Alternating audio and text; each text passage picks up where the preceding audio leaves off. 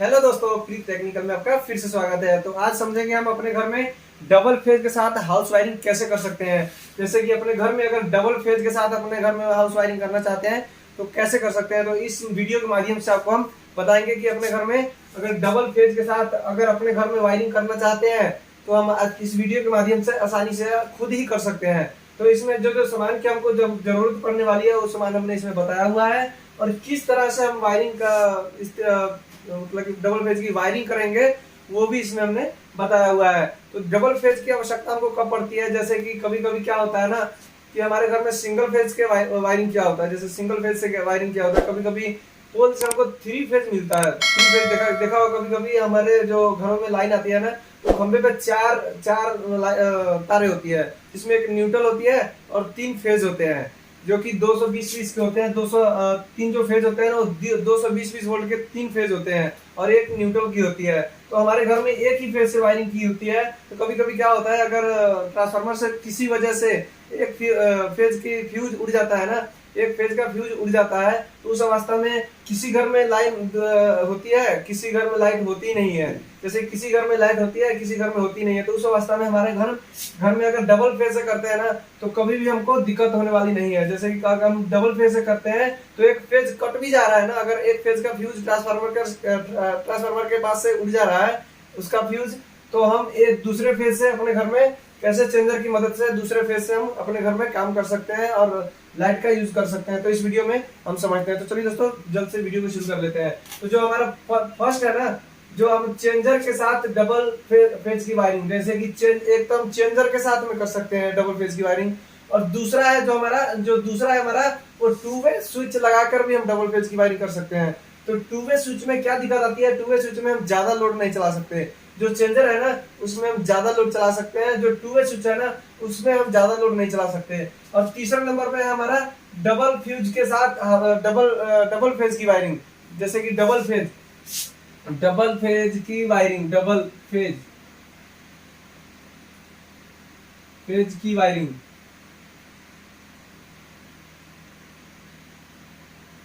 Double phase की wiring, जैसे 2 fuse लगाकर भी हम अपने घर में डबल फेज की वायरिंग कर सकते हैं। जैसे हम जब फ्यूज लगाएंगे ना तो उस अवस्था में एक ही फ्यूज काम करेगा। ये ध्यान में रखने वाली है दोस्तों बात।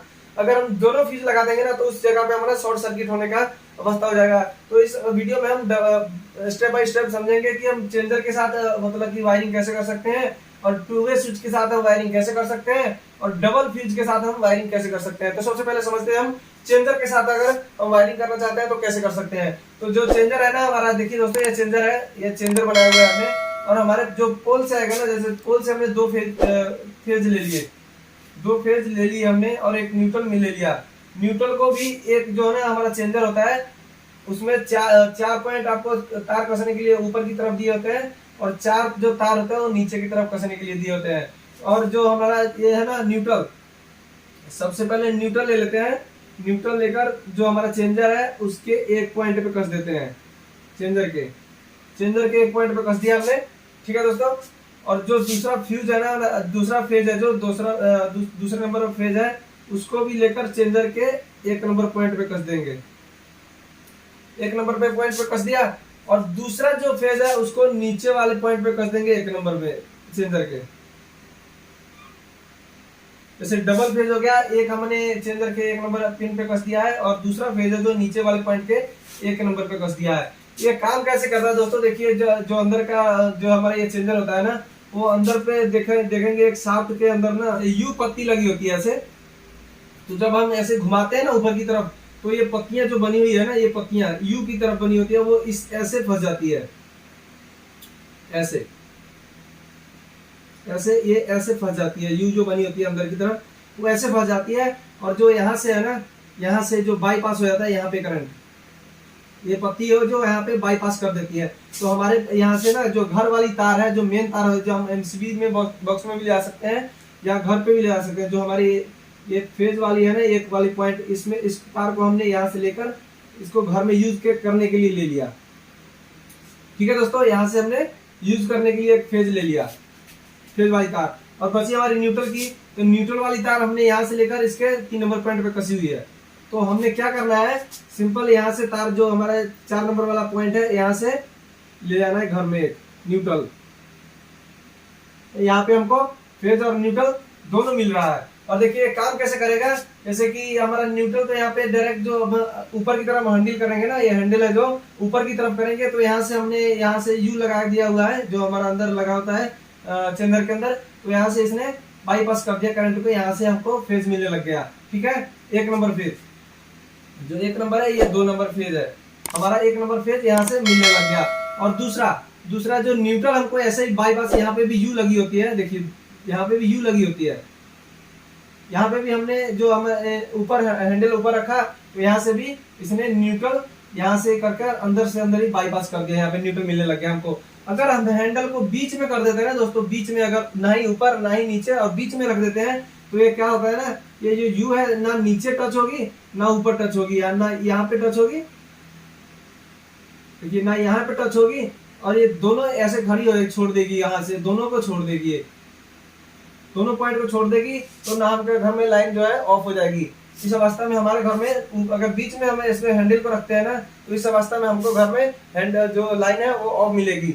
और दूसरा जो हमारा तीसरा स्टेप है, तो अगर हैंडल को हम नीचे की तरफ कर देते हैं ना, ऐसे नीचे की तरफ अगर हैंडल को कर देते हैं, तो ये क्या होता है, जो यू होती है ना ऐसे घूम जाती है, ये जो यू है यहाँ पे छोड़कर और ऐसे घूम जाती है, ऐसे नीचे की तरफ आ जाती है, ये इसमें आके पॉइंट में टच हो जाती है, ऐसे आके टच हो जाएगी।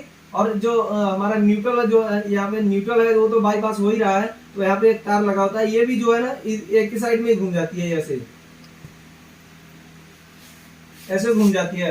तो हमारा जो चेंजर होता है ना, उसमें अंदर की अंदर ही पत्ती लगी होती है एक, यहाँ से जैसे हमारे जो घर में गया हुआ है ना लाइन, उसमें एक अंदर से अंदर ही पत्ती लगी होती है ऐसे करके, या तो वायर जंपर कर दिया होगा कंपनी वालों ने, या फिर पत्ती लगा दी गई होती है कि हमारा जो लोड है वो ज्यादा ले सके।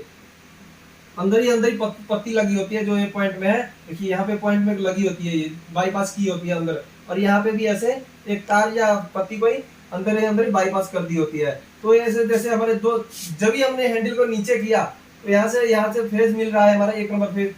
देखिए यहाँ पे इसने क्या किया, यहाँ से फेज को लिया और यहाँ से बाईपास कर दिया यहाँ पे, और यहाँ से हमारा ये फेज फिर हमको घर को मिलने लग गया। ठीक है दोस्तों, यहाँ से बाईपास हुआ फेज, जो यहाँ से ये पत्ती एक माध्यम से इस तार में फिर चला गया, हमारा ये फेज है जो इसका कनेक्ट हट गया, और यहाँ वाला का यहाँ से बाईपास हो गया। और है ना, न्यूट्रल अभी हमको नहीं मिलने वाला, क्योंकि यहाँ पे हमने थोड़ी सी वेरिफिकेशन करनी पड़ेगी। देखिए दोस्तों, यहाँ पे जो हमारा न्यूट्रल है ना वो अभी नहीं मिलेगा, क्योंकि हमने यहाँ पे न्यूट्रल एक रखा हुआ है। अगर यहाँ पे कनेक्शन छोड़ दे रहे हैं ना, तो हमको यहाँ पे न्यूट्रल अभी नहीं मिलेगा। तो हमको यहाँ पे क्या करना है, जो ये पत्ती या तार कसी हुई है ना, तो यहाँ पर जो यहाँ पे है ना थोड़ी सी मॉडिफिकेशन करना पड़ेगा हमको। जो हम न्यूट्रल है ना, अगर हैंडल को नीचे कर दे रहे हैं, फेज तो हमारा यहाँ पे मिलने लग जाएगा, और जो हमारा न्यूट्रल है ना वो अभी नहीं मिलेगा, क्योंकि यहाँ पे थोड़ी वेरिफिकेशन करना पड़ेगा हमको चेंजर में। जो हमारी ये पत्ती कसी हुई है ना, तो इसको कसी रहने देनी है, और यहाँ से एक ना वायर, मोटी वायर लेकर, जिस हिसाब से आपका घर का लोड है उस हिसाब से यहाँ से वायर लेकर, और यहाँ पे हमको जंपर मारना पड़ेगा दोस्तों, इस पॉइंट से हमको जंपर मारना पड़ेगा। ठीक है दोस्तों, यहाँ पे हमको जंपर मारना पड़ेगा।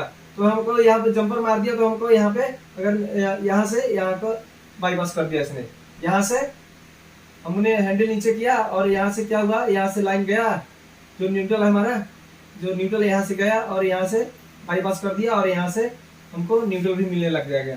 ठीक है दोस्तों, 1 नंबर फेज का ऐसे कर, 2 नंबर फेज का भी हम ऐसे कर सकते हैं। अब 2 नंबर और 1 नंबर फेज कैसे काम करेगा, और अगर हैंडल को हम, जो हैंडल है हमारा वो ऊपर की तरफ कर दे रहे हैं ऐसे, तो हमारा 1 नंबर फेज काम करेगा। अगर हम हैंडल को नीचे की तरफ कर देते हैं, तो हमारा 2 नंबर फेज काम करेगा दोस्तों। इस अवस्था में इस तरह हम चेंजर की वायरिंग डबल फेज से कर सकते हैं।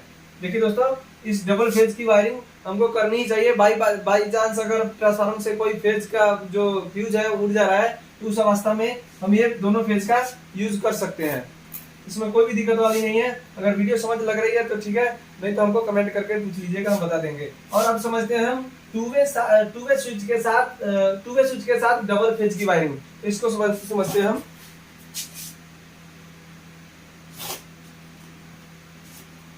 टू वे स्विच के साथ डबल फेज की वायरिंग। देखिए दोस्तों, जो टू वे स्विच होती है ना, उसमें हमको पीछे की तरफ 3 पॉइंट देखने को मिलते हैं। जैसे हमारा ये टू वे स्विच हो गया, हमने वीडियो में पहले भी बताया है कि टू वे स्विच में हम ज्यादा लोड नहीं चला सकते। तो टू वे स्विच है ना, उसमें हम ज्यादा लोड नहीं चला सकते। जैसे कि हमको यहाँ से न्यूट्रल मिल रहा है, जैसे हमारा ये फेज हो गया 1 नंबर फेज, और ये 2 नंबर फेज हो गया, और हमारा ये न्यूट्रल हो गया। तो न्यूट्रल को हम जो पॉइंट है वो नीचे डायरेक्ट घर में ले जाना है, हम अपने घर में डायरेक्ट ले जाएंगे। और जो हमारा फेज है ना, एक तो दे देंगे नीचे वाले पॉइंट में, और दूसरा वाला है जो ऊपर वाली पॉइंट में। ठीक है दोस्तों, इसमें और जो बीच वाला पॉइंट खाली बचा हुआ है ना, तो वहां से हम अपने घर में एक फेज ले जाएंगे, और ये न्यूट्रल मिल गया हमको। तो इस अवस्था में हम अगर ऊपर रख रहे हैं तो ऊपर का हमारा फेज काम करेगा 1 नंबर, और अगर नीचे कर देते हैं बंद तो हमारा ये 2 नंबर काम करेगा ये फेज। इस अवस्था में हमको एक एमसीबी लगाना जरूरी होगा दोस्तों। यहाँ पे एमसीबी लगाना जरूरी है। अगर हम अपने घर की जैसे कि लाइन बंद करना चाहते हैं तो हम यहाँ पे एमसीबी लगा सकते हैं। इस माध्यम से हम अपने घर की पूरी लाइन ऑफ कर सकते हैं। तो ये होती है टू वे वायरिंग। जैसे डबल फेज के साथ टू वे वायरिंग कैसे करें। टू वे वायरिंग जैसे हो गया ये two way wiring, two way switch के साथ हो गया। ये टू वे स्विच के साथ, टू वे में कोई भी झंझट वाली बात नहीं है, सिंपल कनेक्शन है, ये खुद भी कर सकते हैं आप। तो हम अब समझते हैं डबल फ्यूज के साथ डबल फेज की वायरिंग कैसे करें। इसको भी हम इसी वीडियो में समझेंगे।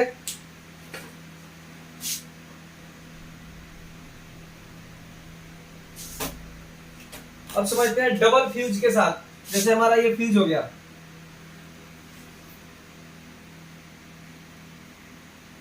ये हमारा फ्यूज हो गया।